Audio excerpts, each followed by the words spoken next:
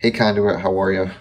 It was so nice to be with you all yesterday, both those that were in the room with us and, of course, those who were watching online, which is something that we often don't really talk about a whole lot, but we have a good group of people who choose to join us online. And, we value and love you as well and want to make sure that we're recognizing you.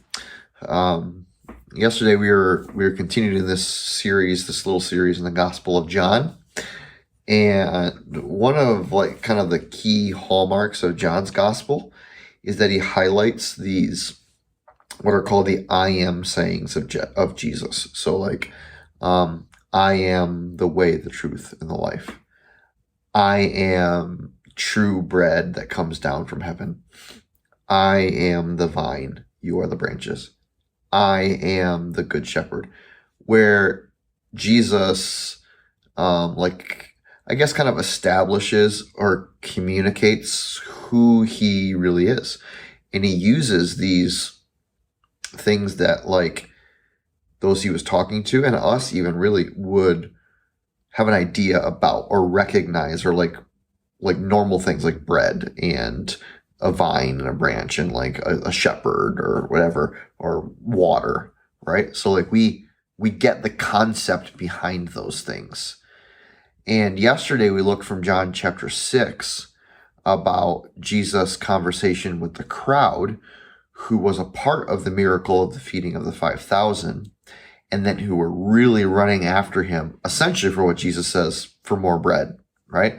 You're running around following me, not so necessarily that you can see another miraculous sign and believe, but so that you could have your fill again, so that you can get more bread. And so then Jesus uses that moment to kind of flip everything on its head, not everything on its head, but to like communicate about who he really is. And he tells them, he says, hey, look, don't work for food that spoils or bread that spoils, but for food that endures to eternal life. And they essentially ask him, like, well, okay, well, what is this food that endures to eternal life? What is this true bread that comes down from heaven? And Jesus says this in John chapter 6. He says, I am the bread that comes down from heaven, and whoever eats of this bread will never go hungry, and whoever drinks of this cup will never be thirsty again. Jesus goes on in all pretty much, or the end portion of chapter 6 in the Gospel of John, to essentially say that every human longing is satisfied and met in him.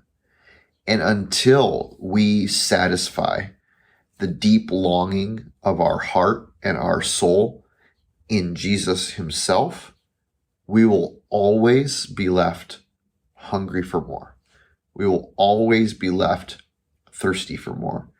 And this is something I think that many of us can relate with, where we have tried really kind of every trick in the book to satisfy what feels like an eternal longing in our hearts, or a piece of the whole puzzle that's missing, or a hole, or to light up the darkness, or to take away the hopelessness, or whatever it is.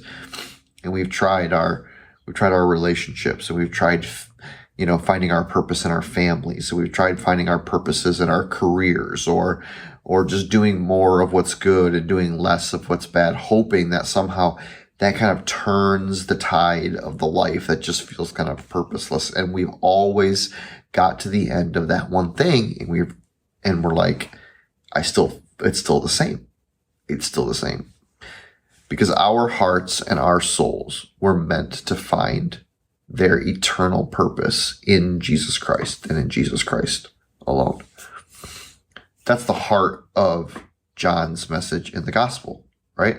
I have written these stories so that you may believe that Jesus is the Christ, the Son of God, and that by believing you may have life in his name. That's the whole purpose of John's gospel. John chapter 20, verse 31. And so Jesus is imploring those who are following him in the sense of like physical hunger to consider what their eternal longing is and how that eternal longing could be satisfied in the gift of God through Jesus Christ, right? And that by believing in him, that hunger will be satisfied. They will never be hungry in their soul, right? Like they are again. They will never be thirsty in their soul like they are right now. Kind of, and I hope that you know how fully we believe that truth here. Our number one core value here is that Jesus is everything and the gospel changes it all. And that we are a unapologetically Jesus-centric ministry and church. And will continue until Jesus comes back to proclaim that message that in him every human longing is met. I'm praying that message goes deep down into your heart and your soul this week. We love you, Conduit, and we're praying for you. Have a great week.